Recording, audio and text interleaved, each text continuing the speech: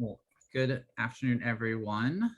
Today, I want to meet with Jessica Baum about her new book, Anxious-Attached, Becoming More Secure in Life and Love. And so I'm really excited to have you to talk about your book that's coming out and how it's going to help people who have an anxious attachment and really struggle in forming secure relationships. So thanks for being I'm here. so I'm so excited to be here with you. I know you work with a lot of people who struggle with this, so it's exciting having this conversation. Yeah, it is. Would you mind, as we kind of get started, kind of share a little bit kind of what got you into this work and why this kind of book came to be? Yeah, that's a big question. So I'm a psychotherapist and I specialize in addiction, trauma, and relationships. I'm a certified Imago therapist. And I would say I originally came into this work with my own struggles with anxiety and depression in particular. And as I worked through the field, I started to work in the capacity of relationships and understanding attachment theory, and really fascinated on how we play out our core wounds in our relationships and how painful that is. And so I started to work a lot with couples. And I started to see the unconscious agreements that people will make. A lot of people refer to that as trauma bonding, and started to deeply study the nervous system and nervous system responses because I wanted to understand what was going on inside my body, but inside the body of my clients. And I developed an approach, a somatic approach, but also a way of understanding how you adapted to help people really get what's going on. If you identify as codependent or having some anxiety in your relationship, there's not a lot out there that explains what's going on in your body. So I just really wanted to offer that. It's kind of the book I needed when I was younger. And it's also a combination of what I was seeing work in my private practice over the last decade with couples and in my Imago training. That's amazing. Yeah, and that was one of the things, even in kind of the first few chapters, you start to share from a personal lens, right? Some of your personal experience that I think it's really nice when an author is able to say, hey, I've lived this too, right? Or I understand it and I can connect with it. Because then as a reader, it's like, oh, like this person understands not only their experience, but they can actually have a glimpse into my life and my experiences. So I really appreciate it about you writing about in that way. I appreciate that. I feel strongly that people with anxious attachment struggle with feeling so alone. And so part of the way I approach this is that you're not alone. We are here together. And I have been through this too. So not only as a professional, I try to use the word we anxious people instead of Right. you need to do this. It's we're going to do this together. And everything is about leaning into healthy support and not being alone and not feeling alone in the process. And so I think some of my personal story lends to like, I get this, it's painful and this is hard. And I'm with you in this journey. I love that. And I think that that actually is such a different experience from how they kind of grew up and kind of what they experienced in their life. So let's kind of dive in. Tell us a little bit more about what anxious attachment is and how it might impact our adult romantic relationships. Sure. And you feel free to chime in because you know this stuff too, but kind of the way I've been describing it and it's attachment theory, but how you attach to your primary caregiver in womb and in early developmental years, and the co-regulation, which means the dance you do with that person in terms of getting your needs met. And so there's an energetic dance around your crying out for attention and needs and attunement that happens between you and your primary caregiver.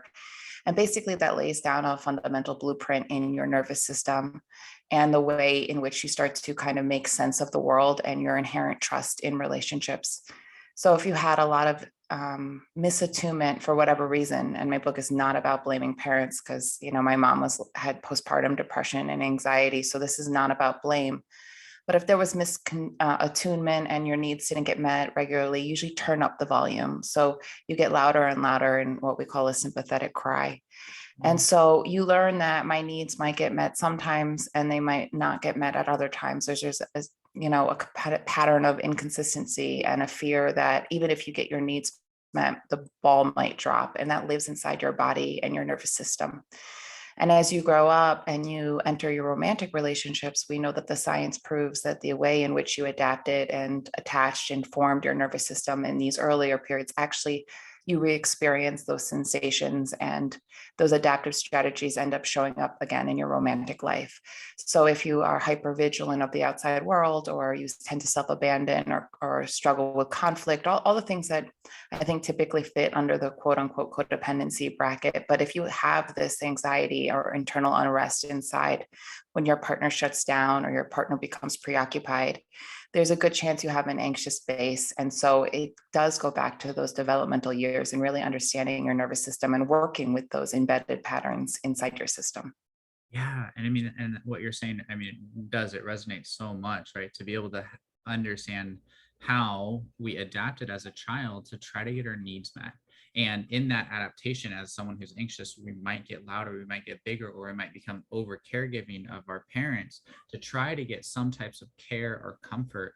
And that adaptation not only gives us messages for our body about what's safe in the world, what connection means for us, but also maybe even about who we are as individuals and what we deserve. Um, yeah, And what love feels like, what love should feel like, is this act of doing and sacrificing versus just receiving and being accepting of all of ourselves. exactly. And so then we learn that, just as you said, it gets in our body. I mean, we might understand, oh, healthy boundaries, we might intellectually understand what things could look like, but our bodies kind of have this kind of messaging and these experiences that are become familiar.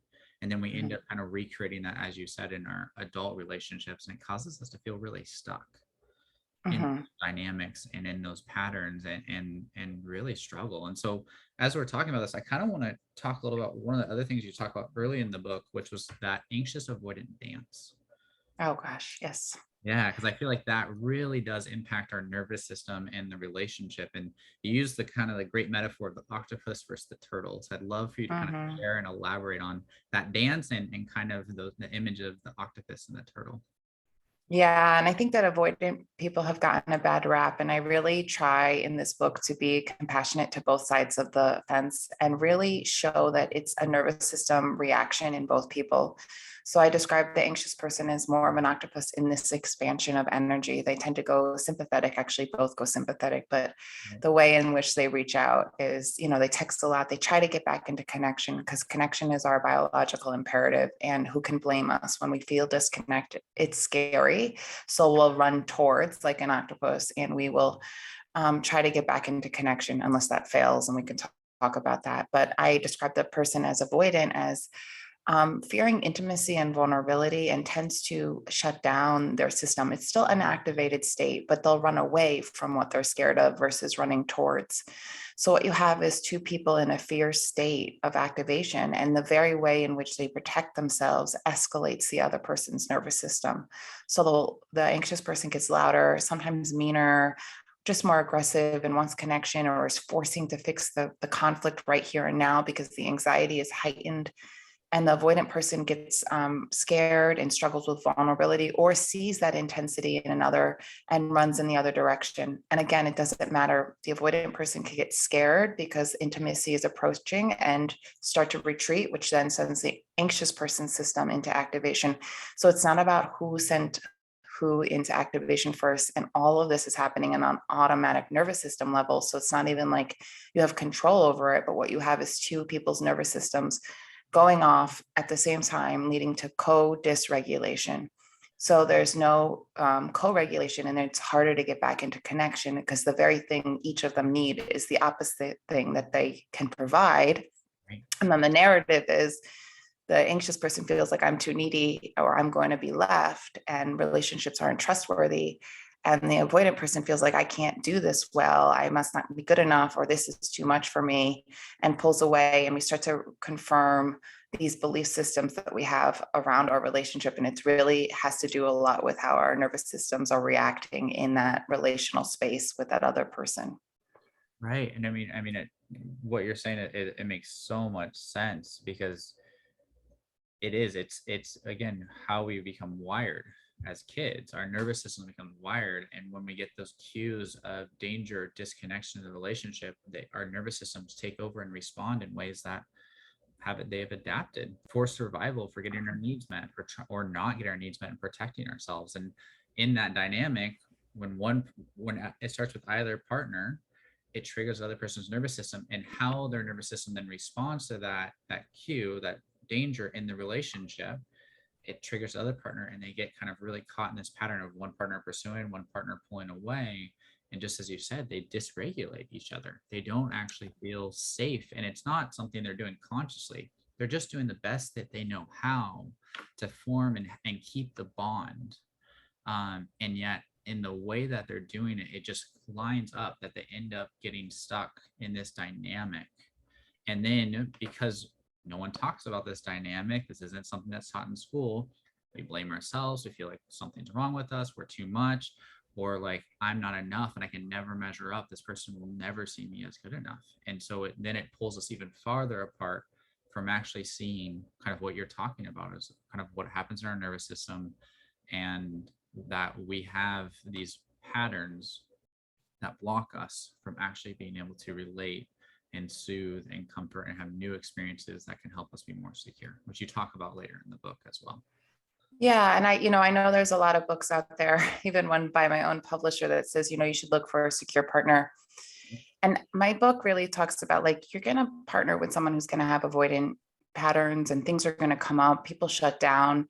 It's not always about finding a secure partner. I mean, attachment is a combination of two people's energy systems combined. And I provide a rich path for healing, and I describe the difference between narcissism and avoidant. And if you are listening and you have someone who has more avoidant protectors or avoidant attachment style, sometimes the needs are really not a good fit in that they need a lot of space and you're always going to want more connection.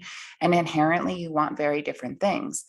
But sometimes the needs aren't the problem. And if you can start to understand that people who are avoidant are actually in pain too and secretly want connection, and you start to really understand their nervous system and they start to understand yours, you start to have different conversations. So there actually can provide a rich mutual path for healing and growth. But it takes a lot of awareness and the right information, and sometimes a therapist or a coach to help with another nervous system regulating the two and pointing out these patterns. But I don't believe that those relationships are doomed. I believe that getting this information out and creating compassion for your own responses will elicit compassion for understanding the way your partner's responses are different, but aren't trying to intentionally hurt you. And it's a big message in the book, is shedding light on this dance in a more compassionate way. Yeah, I love that. It's acknowledging kind of that we're human, right? And we're doing the best we can to kind of protect ourselves and care for ourselves in the best way we know how. And unintentionally, it causes so much hurt. And when we can start to look at it's the behaviors and the ways we get stuck, it kind of brings a little bit more humanness of, wow, we're reaching or responding and reacting to each other in ways that pull us apart rather than together. Yeah. Yeah. And the behaviors are like, that's a symptom of the underlying sensation. So when you start to understand the sensation underneath, you start to see that the behaviors make sense. All of our behaviors make sense. And I think it's through that process of like shifting out of shame and into self-compassion for your own behaviors, because on bad days, we still have them, right? Like we have less resources some days. But when you start to really understand and not focus so much on the behavior, but on the sensation or the fear or the terror that was going on inside of you or inside of your partner at that time, we can start to connect deeply to that and get out of the actual behavior. Yeah, and that was one of the things I really loved, how you talk about what you call little me, right? It's this little part of us, this younger part of us that did the best it could to adapt, and yet it's reacting in those moments of disconnection, of insecurity that cause a lot of things. And so I'd really like you to talk about kind of what's that role of little me in healing, whether that's individually, kind of you working on that individually, or even within the couple. Well, yes, and your little me is directing a lot of your behaviors. I talk about the subconscious, or the behaviors you're doing are actually more driven by that. I'd like to think of the little me as your younger self, but stored memories and sensations that live in your body and your amygdala. And that part of you is also hyper vigilant. I mean, it's so little me is not full of just fear. They're full of wonder and joy and expansion and mystery. And mine is very magical, but they're also formed, there's fear in there in terms of what they experienced before. If they sense a similar experience now, therapists talk about neuroception, but they're always on the lookout for safety or threat. So when they, yeah, for 1 second, neuroception, like I think this is something that's really important and aids to so much of what you're saying. Neuroception is yeah, really our brains and our bodies react before we even consciously know what's going on, right? yeah, It's like they see this cue, oh, there's danger in the relationship. And even before we can consciously go, oh, is that actually danger? Is that actually a problem in this relationship? You know, is that my partner's heart? No, already we're in this activated state. And all of a sudden, that dynamic, that dance starts to happen. yeah. And it can be something cute as little as your partner didn't make eye contact, or the tone of their voice can cue your system into this isn't safe. And sometimes for anxious people, they're hypersensitive to those cues and will assume the worst, instead of, oh, maybe my partner was just having a bad day. So, little me she's in there or he's in there, and they're always kind of reacting to the situation. And we have protectors as well, which I talk about in the book, which try to protect us from more abandonment.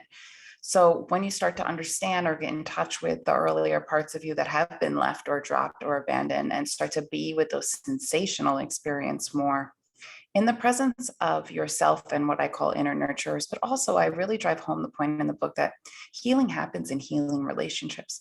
So the external support is just as important. It's what creates the internalization inside your own system.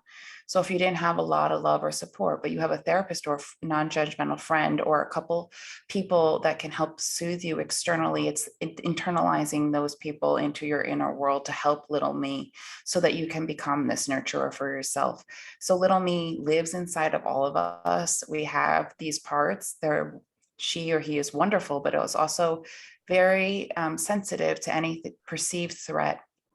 And like you were saying, with neuroception, I can tell you, like, when I'm sleeping at night and my husband gets up and goes to the bathroom, I'm like dead asleep, but I will jolt out of bed and I will go, where are you going? And it's just my neuroception has sensed that he has left the room, and it's working even while I'm sleeping. So it's happening on such a subconscious lens. And he's so sweet. He should go, oh, I'm going to the bathroom, honey, and he's very sweet and kind and he understands it.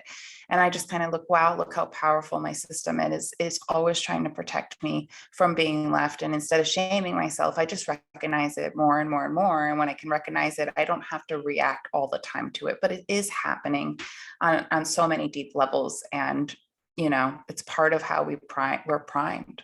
Right. And here's what I love about the example of you and your husband is not only are you just saying, yeah, this is my body's response. It's doing the best it can, right? And you're not shaming it, you're not dismissing it, you're honoring it and just saying, yeah, this is it. And your husband's not dismissing it, not saying you're crazy, I'm just going to the bathroom, leave me alone. He's saying, oh yeah, I understand it. It's okay. Just go to the bathroom, I'll be right back. And that is a message of, oh, things are safe. Right. Mhm. So it's not only you honoring your nervous system and your body and being kind and compassionate, loving with yourself, but also that your husband responding in a way, that external environment, as you talked about, that Right. reinforces that this is okay. This is a safe place. This bond is safe for me. It's secure for me. I can start to rely on it more. And just like you said in that, I mean, it's a way to really start to regulate. And so your nervous system, I don't have to be on all the time. Yeah, and it's amazing because sometimes it still is on. And yeah, it's definitely nice when that's met with, like, okay, this is an unconscious thing that's going on for her. She's always looking out for this. And I think it builds compassion on both sides. And also, when your partner can't completely meet all your needs, it's working with those parts of yourself and developing the trust or the inherent trust that they want to. They're just not always available. And so when you can start to trust that, it's not that your partner is in perfect tandem with you, is that you trust that their intention is good and they're trying and they're going to make mistakes. And so when you start to trust that, that's also part of the earned security that can grow in a relationship, that you start to trust that even when they're not there all the time perfectly, their intention is good. And it's exactly what happens with a baby. It's our mother is rupturing 70% of the time it's out of sync, but the baby learns, even when it's out of sync, I know my needs are going to get met. It's not that we're never out of sync with our partners. Right. It's that repair, right? It's that 70% of the time when you Or rupture, the trust that, it'll come. yeah, the trust that will repair. Yeah. Exactly. And that is built from those experiences, right? Oh, I got that. I cried and mom or dad didn't read that correctly. but that they're trying Mhm. and they're trying and they're repairing and they're trying to understand me. And it's that sense of trust of they're trying to really connect with me and they're repairing this is what actually builds the bond, right? And just like in adult Right. relationships, it's the same thing. We're gonna have ruptures. We're not gonna be on the same page. We're gonna miss each other. I That's hope we do. I mean, even as a clinician, I have ruptures with my clients every once in a while, and it just gives me a chance to develop more intimacy. I think it's the ruptures that develop the intimacy. It's the being uncomfortable and starting to understand and getting curious that brings us deeper and more connected to whomever we're connected to. It wouldn't rupture if that person wasn't important either. exactly. It's because that bond is so key and so vital to our well-being, to our security, that it's important. And when it ruptures, it impacts us. And when we can talk about it and come back together, just as you said, it can create intimacy. Because we can start to show, just as you have, here's my little me. Here's what's happening, here's what's going on. And then you can have those interactions just like you're sharing. Nervous system wakes up, neuroception saying, this is danger, go check in. Your husband's, yeah, it's okay. Boom. It's a much more soothing experience. So Yeah, mm, absolutely. yeah. So one of the things I wanted to shift into a little bit, I know when I really started to work on kind of my nervous system and being anxiously attached and really trying to connect with that younger part of me that was always panicked, always feels like I was too much, always had to feel like I had to perform and prove that I was worthy of love from whoever I was with. It felt like sitting and learning to just be with that part of me was like almost like tending to a colicky baby. It was hard. It was hard for me to sit and be with that part.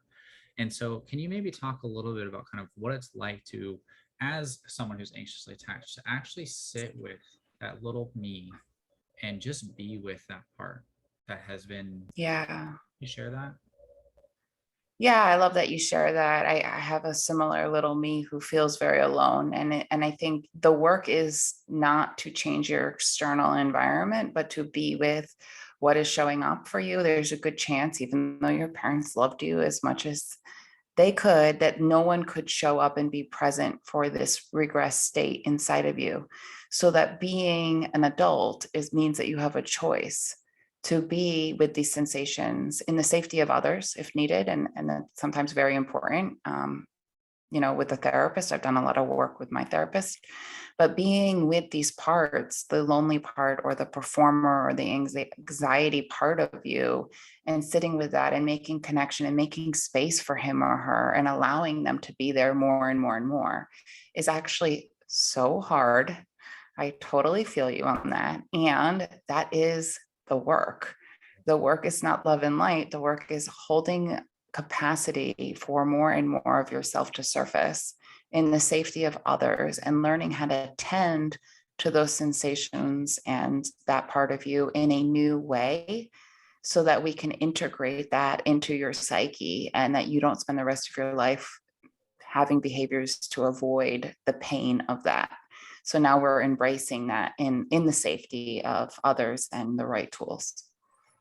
Yeah, I love that. And is that when that kind of integration happens, is that kind of where you talk about kind of being, is it selfful? Yeah, so selfful, well, for you to understand selfful is expanding your ventral state. Mhm. So I talk about selfless and selfish states as sympathetic arousal. You can think of anxious avoidant a little bit in those states of doing. One is very self-focused and in a form of protection, and the other one's self-sacrificing a lot. And I think we vacillate through all these states. But as you do the work at being with more and more of yourself, and there's more to it. There's the boundary section of the work in chapter 8. But as you do more and more of being with these parts, you're expanding what we call your window of tolerance. And so I refer to that as the self-full state where I know I can get my needs met. I feel safe being me. I know I can meet some of your needs. There's flexibility in this relationship. There's safety here. In being with more of myself, I am like expanding my inner world and expanding the self-fullness of trust in inherently being myself and through healthy relationships. So I can start to notice when I shift into a selfless state or a selfish state. And these are states of being, it's not static, but the goal is to shift more and more into self-fullness, which is a safety from within, an embodiment from within, and to notice when we're not in it, and not judge that, but start to get curious of, I slipped into a selfless state. I must be experiencing some fear right now. What could little me be fearful of, or what's going on a deeper level? And I love that, even just right there, right? When you notice you get into that activated, right, sympathetic state, and you start to become selfless or really selfish and kind of walled off, you're not judging that, as you're kind of in the way that you're talking about it. You're not criticizing that part and going, what's wrong with me that I'm doing this? Or, right, you're actually holding compassion and just going, oh, I'm noticing that this is here right now. Let me kind of Yeah, check and in with myself. Yeah. I think that that's so key, like what you just said, because I think, people can think, oh, little me. But I think when you start to identify with this part of yourself, it creates space in your psyche. And it's that observer mind, hopefully a nurturing mind that we're developing, that now sees these reactions inside of you in a new lens that creates like the neuroplasticity for space to start to tend. And you can kind of tell when someone's healing because they're not in the wound, like they're not in the regression completely. There's a dual awareness of I'm regressed and sympathetic right now, and I'm aware of that now. And the more and more work you do, the more and more you become aware of it, the more and more options you have to tend to it differently, rather than to always respond in reaction to it. And believe me, there are days when I still respond. But when you're doing the work, you actually kind of realize, well, today I had this and I chose to do this instead, or I know where this was coming from, or was able to breathe through it, or I had other possibilities in that moment that led to less conflict in my relationship.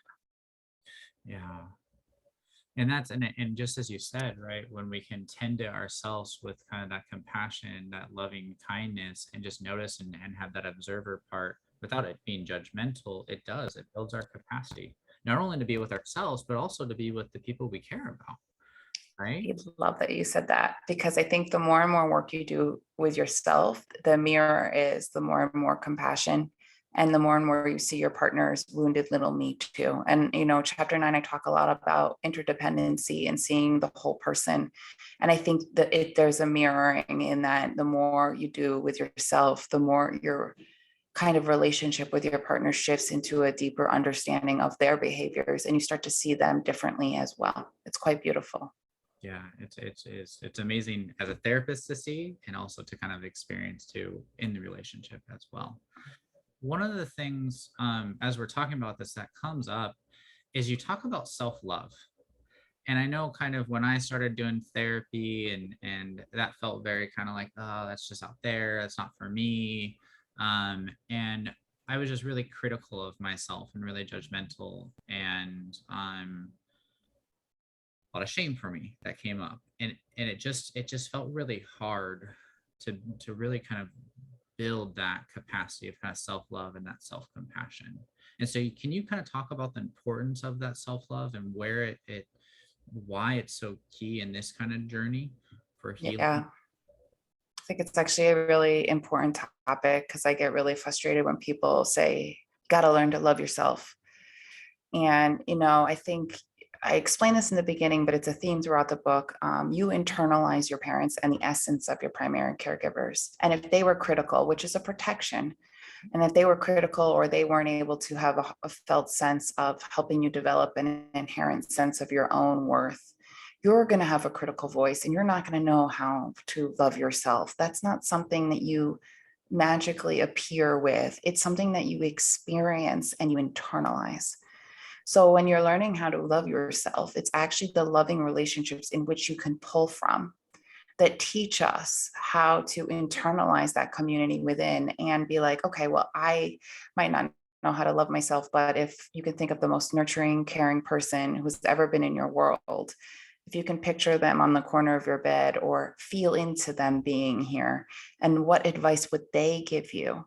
Then you're accessing an experience of love, and you're internalizing it, and you're using it as a way to create a healthier voice. I call it an inner community, but a way to tend to little me in a way that you didn't get. So if you don't have the, you don't have to have a lot of experiences. You can have a teacher, a pet, one aunt, you can have a therapist or a coach in here now, you can have past experiences. You have to have an experience to pull in the external. We need that first in order to create it in the internal. So a lot of people, I kind of get frustrated with the people who are just like, go love yourself, because it's like, it's not that easy. It's, if it was that easy, we'd all be out loving ourselves. It's through the experiences of healthy love that we can start to cultivate that kind of awareness from within and recreate it for ourselves. Yeah, I really admire that. So I want to make sure I'm really following this and understanding this correctly.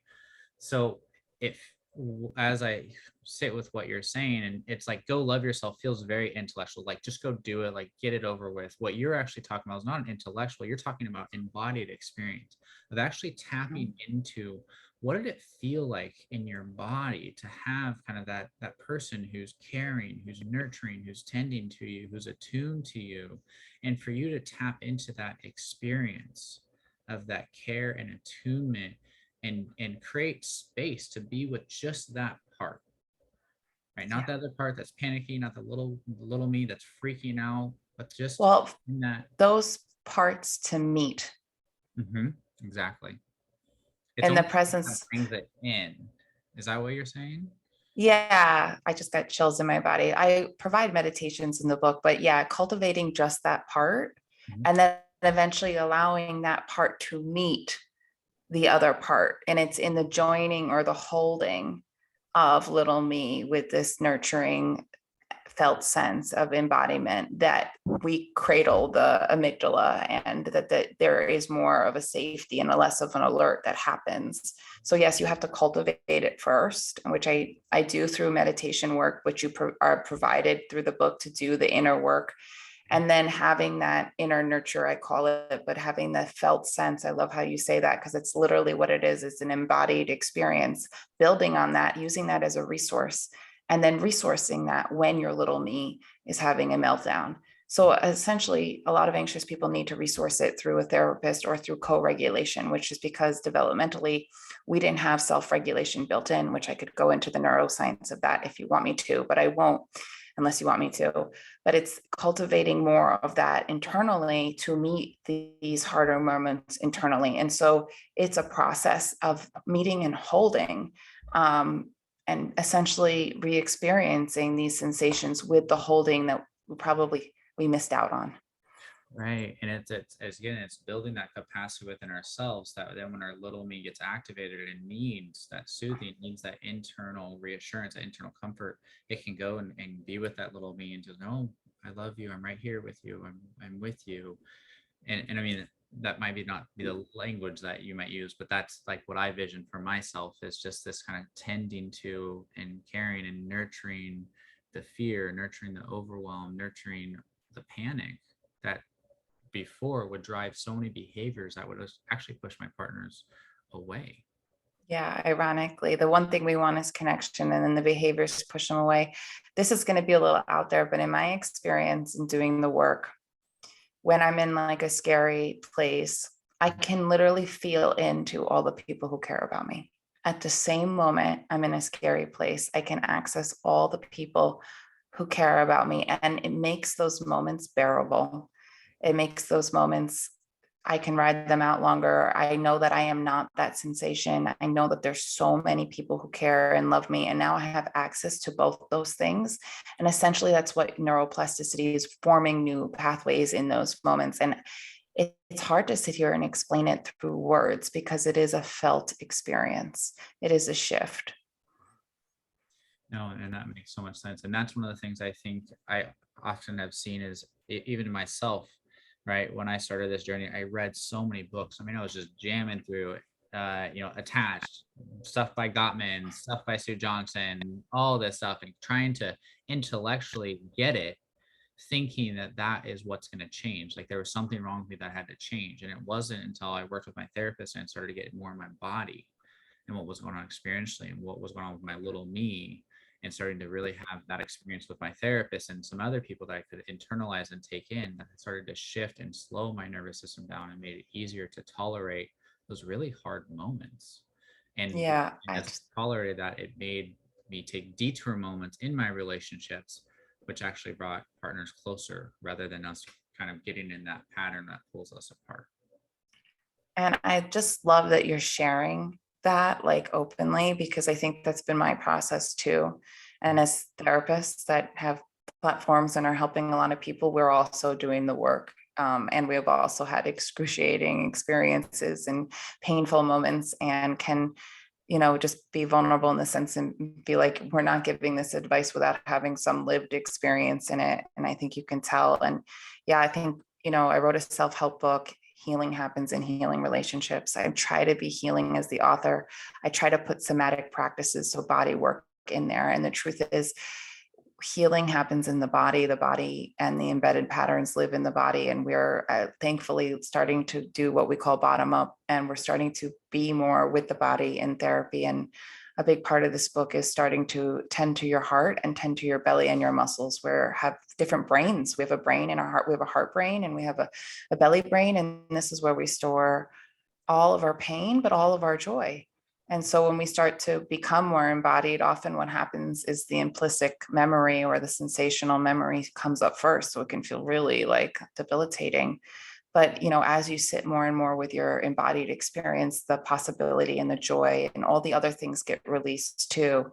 It's just a process, and it's a hard process, and it's a process you don't have to do alone. That's why I'm giving the information out there. And my book strongly recommends having either a therapist or a coach or a non-judgmental friend that can hold space, that doesn't want to fix you or fix the sensations, but can hold the sensations with you until you develop the inner capacity for self-regulation or self-soothing. Right. And it's in that experience that you internalize that it's okay to have this reaction, this response. You get to notice it, you get to observe it more, you get to kind of then eventually, as you notice it more, observe it more, you get to partner with it, and it starts to over time change. Yeah. And your compassion for yourself shifts. I think that's a big, I see it with my clients too. When they start to have more self-compassion, it's like, oh, thank God they're out of their shame. They're moving away from that shame. And who wants to feel shame, even though that's a protector? And I can explain why we have that. But, the goal is to move out of that into our inherent worth and have compassion and make sense of our behaviors from that lens. Yeah, no, it really does. And again, there's that compassion. It makes sense. Our behaviors make sense. Right. And we can look at that, not judge them, not criticize them. We can start to actually understand ourselves better and understand our relationships better too. Mm-hmm. So one of the Yes. things I wanted to touch into too, you talk about boundaries. Can you share kind of about kind of the ways you talk about boundaries and why they're so important? Yeah, I get frustrated with that topic too, because everybody wants to focus on external boundaries. Do this, say no, blah, blah, blah. Here's a list of things you should do with your mother-in-law. People who with anxious attachment tend, and sometimes avoidant too, they don't know what their own needs even are. And so if they weren't mirrored and met with curiosity, and their anger wasn't allowed, or their sadness, or they didn't have a parent that had that emotional capacity to understand what is going on inside you, and you didn't grow up in an environment where you got to advocate for what your needs are inside of you, you grew up completely clueless as to knowing what you even need. Not only that, you probably are scared to death of the outcome of setting a boundary. So the boundary is kind of like the external, like fifth thing we get to, the fear around, and I talk about this, the anxiety around disappointing others, what your actual needs are, writing out the anxiety once you actually set a boundary and what that experience is like. It's such a complicated, layered process, and there's an internal relationship that's underdeveloped with your sense of self and little me. And in little me can't control all your desires and everything you need. There's actually a conversation that needs to happen internally in order to set external boundaries and understand what's in your highest good. And so it's so much more layered than our culture, I believe, attacks it, because so much of the boundaries that we need to set out there in the world have to do with a lack of inner understanding and an inner connection and a true connection to what your needs really are. I know for me, like, I didn't even know I had needs at one point in my life. I didn't connect to them. I didn't know how to ask for them. I didn't understand them. So I had to start there before anything, is just getting in touch with what I actually really need, giving myself permission to feel that. No, and this really kind of brings up kind of my own memories of that. Is like, I remember in high school, like yeah, I was good at soccer, and I would just not only do the team practice, but I practice for an extra 2, 3 hours all by myself almost every day. And what would happen is it was just this like, I have to be the best. I have to be recognized, to be loved, to be cared. I had to be the best. And I would push myself till I would get ammonia and have the flu or whatever. And then I would down coding and go play the games, right? And just kept doing it. I would literally trash my body to try to be good enough. And that pattern still has kind of been in my life, where there's such a push of like, I don't get to rest. I gotta, like, we're remodeling our house right now and I'm doing a lot of that, some of that work. And there's like this push of, I can't rest. I can't take time off. I got to get this done. I got to push through it. And I'm able to share that with my wife. And she goes, we can take a break. We have time for this. And I'm like, yeah, you're right. Let's go for a walk, or let's go out to lunch. And this can wait till next weekend. I need a break. And like, it's that again, that noticing of, this is that pattern. I'm starting to get into that, and being able to acknowledge that and share it, and then actually partner with my partner. That helps me go, oh yeah, this can be different. I can have, I can relax, I can do those things, and the world will be okay. Because that was Mhm. not a message I got. No, and it's not a message your system knows. So your system understands urgency, Mhm. and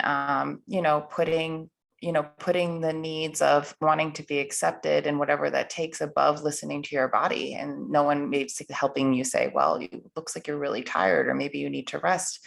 Rest can actually be uncomfortable for anxious people, and moving from urgency to ease is an unfolding and noticing. I mean, I go through periods too where, workaholism has been a protector for me, and certain protectors to keep my system in a heightened state, because that's what I'm used to. But when I started to slow down, that's when the work shows up, and ease and rest is not promoted in our culture.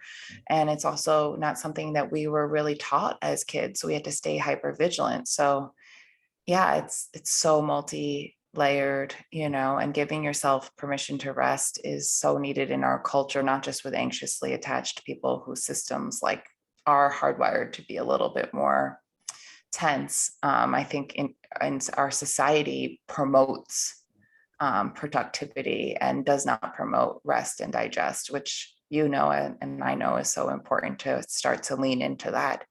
And that's where the work happens when you slow down. Yeah, and that's what I mean. My therapist, I think, how we used to talk about, it's kind of like getting a sunburn, right? It's, you're doing something different and it doesn't feel good. And yet when you then can put aloe on it and care for it and let it be okay, it eventually, new skin comes over, and you're able to tolerate that discomfort of being in the sun a little bit longer. And so that was kind of Yeah. a metaphor that we used that really spoke to my experience and helped me kind of lean into the discomfort of making rest and caring for myself and tending to, what do I need, rather than just pushing until my body says, I can't do this. And I get sick Right. and I fall apart. Yeah. Yeah. I mean, and I talk about this in the book, like the protector of the critical part of you or the pusher part of you is welcomed. And we start to understand why that part was needed. And when we actually start to understand why that was needed and we welcome it, we can hear it. We don't necessarily need to take the advice all the time. So it's not about getting rid of your critical part. It's about understanding, what is it protecting you from? When did you need it? And do you need it all the time, even when it pops up now? Yeah, exactly. It's, again, it's partnering, it's noticing it and not being critical, not cutting it out of you, but honoring that it had a purpose, and then starting to understand and build kind of that inner community as you talked about. Mhm. Yeah. One of the things I kind of wanted to end with, as someone does this work, they start to work on this with someone, they start to read your book, they're going through those meditations, they're working on this stuff. What can shift in their relationship, and what is that like in their body? What have you kind of seen in your work, and can you share a little about that and kind of paint a picture for what it could be like for someone? I mean, it could be so many different things. It could be so transformative for you and your partner. It could open your partner up to more healing. There'll be a lot less projecting. Mhm. So once you realize that the pain has an earlier roots, you stop blaming everything on your partner. There'll be less blaming. They'll be more compassionate for you and your partner. And there might even be a space where you realize that you're not getting your needs met and this isn't the right relationship for you. And I don't really want to say that because people who are anxious are scared of endings always. Yeah. But the truth is, when you do the work, the inherent wisdom of what's right for you becomes clearer and clearer, and the fear drops. So it doesn't matter. You don't need to get to any conclusion before that conclusion naturally unfolds. But as you do the work, the right choices in your life will become clearer and clearer and more in alignment for your highest good. So everything transforms for the better when you do the inner work. I believe that. I believe that, and I feel like I've had experiences of that too as an individual. So that's amazing. Again, I really have loved this conversation. I think it's so Me too. powerful, and I think this book, Anxiously Attached, is going to be so helpful as a resource. As kind of not only, again, there's the intellectual part that you'll get, but if you can get into the experience, I think that and do that hard work, it can be really powerful. So as Yeah. we kind of end, where can people find you? Where can they learn more about the book? Can you share a little bit about that? Yeah, I think you're going to put the link, but Anxiously Attached, Becoming More Secure in Life and Love is going to be on Amazon and Barnes and Noble and just about anywhere in 7 different countries. I'm super excited. It's out there. And I have Instagram is Jessica Baum LMHC. So I'm there. And then I have 2 companies. I have the Relationship Institute of Palm Beach and I have beselfful.com. But yeah, you can put Jessica Baum therapist. I pretty much pop up everywhere now. So hopefully the book is easy for anyone who's listening who wants to get, because it's on many outlets. Yep, and I will put links in the notes and everything so you can easily access and get in touch with Jessica or buy the book, which will be really helpful. Thank you And I again. Yeah, go ahead. can't thank you enough. Like, I've been following your journey. I read all of your emails, and the information that you're getting out there is awesome. So I'm a Mhm. fan, and thank you for letting me share this to your audience. You're welcome, and thank you for creating this resource. I think it's going to be amazing and really helpful, and I really enjoyed reading it. So thank you for giving me the privilege of doing that and being able to speak with you about it and as kind of nerd out on attachment, but also the experience of it. It's such a joy. So thank you. Yes, you're welcome. All right.